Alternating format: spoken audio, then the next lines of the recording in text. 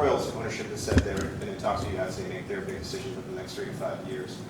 What have those conversations been like, and have you guys begun to work on a plan for when the Royals leave, whenever that may be?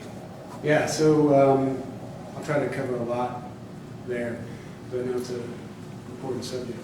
To answer your question, the partnership with the Royals has been great, and it's really, really critical to both of us that we have a good partnership as we go through the decision-making process. We've been consistent in every time we've spoken that it is a process, and it's a really important process, and we're still in the process, but we're making progress. I want to be consistent and reiterate something that Clark said last time he spoke on this. You know, if everything plays out the way we think it's going to play out, our preference for us is to upgrade and renovate the stadium at Arrowhead and make GEHA Field even better. We've gone through the progress and made some progress there. There are still 3 viable options on the table, and we've got to do the due diligence on renovate, upgrade, build new on site, or build new somewhere else. So all 3 of those options are still part of our dialogue. We've learned a lot in this process. The good news is we think the building itself is actually structurally pretty sound, which gives us the opportunity. Having said that, we've learned that it's going to take a significant annual investment to keep that building structurally sound. And the other thing we've learned on the good and the bad is, just like any project, right? There are certain days when you get that phone call, it's like, hey, we just found this. Might be an issue, right? When you're talking about a core sample of cement that was poured in 1970, those issues they could be significant, and they could factor into the decision.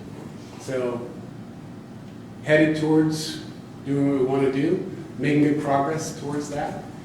Still a lot of work to do, and still a lot of due diligence to do. As it relates to the Royals and their decision, obviously that factors in as well. Right? So, if and when they go, then that creates opportunity for us. So what does that mean? Right? And it gets really complicated. You got a sports complex now that has one tenant. How do you deal with that?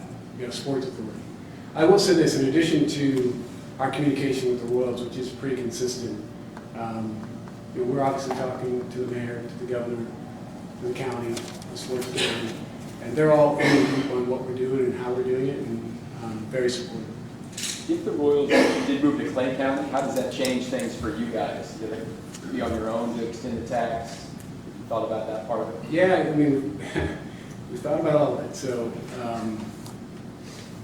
I say that jokingly, but the reality is you got to be prepared to be flexible and be able to pivot. That's a big one, right? Because all of a sudden that brings in, as you brought up, what happens to extending the tax? Because now it's 2 different counties. And, what happens to the sports complex? So all those things play into it, and then the timing plays into it as well.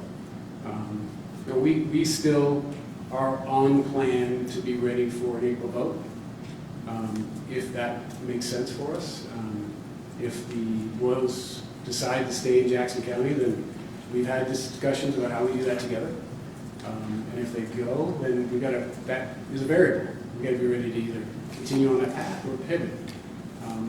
Our team has done a really good job of just being ready.